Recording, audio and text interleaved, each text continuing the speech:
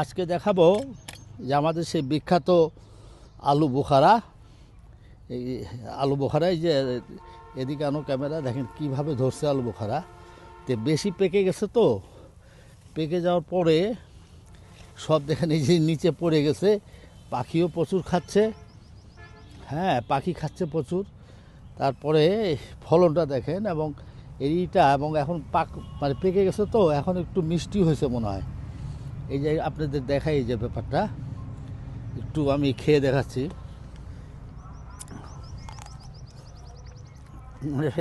কষ্টা ভাবটা কমে নাই প্রায়। টক মিষ্টি এখন মনে হয় এমনি এমনি খাওয়া যাবে। আর ওই আচার বানিয়ে সালাদ বানার বা ওই যে খিচুড়িতে বিরিয়ানিতে দেই তা নাই, এমনি মনে হয় খাওয়া যাচ্ছে।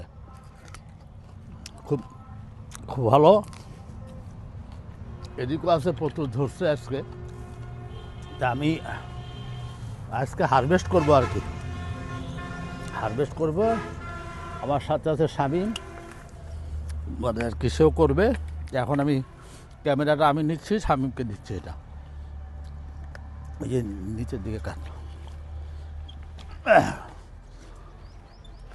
এই যে এখন শামীম হারভেস্ট করবে, আরও বড় বড় হয়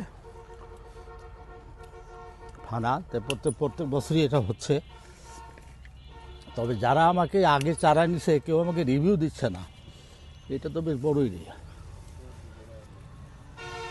না। তাই আজকে এই পর্যন্তই থাকলো। হারভেস্ট করাটা একটু দেখাইলাম। গাছটা সব দিকে আবার ধরে নাই, এই ফেরি ধরেছে। আর গাছ বেশি বড় হলে, পাতা বাড়লে, ডাল বাড়লে কিন্তু ফল হয় না। এই জন্য একটু সার, নিয়মিত একটু সার কম দিতে হয়, হিসাব করে দিতে হয়।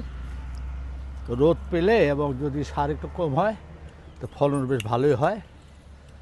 আজকে এই পর্যন্তই শেষ করি ইনশাল্লাহ। এই যে ওই হচ্ছে, এই পর্যন্তই শেষ করি। খোদা হাফেজ।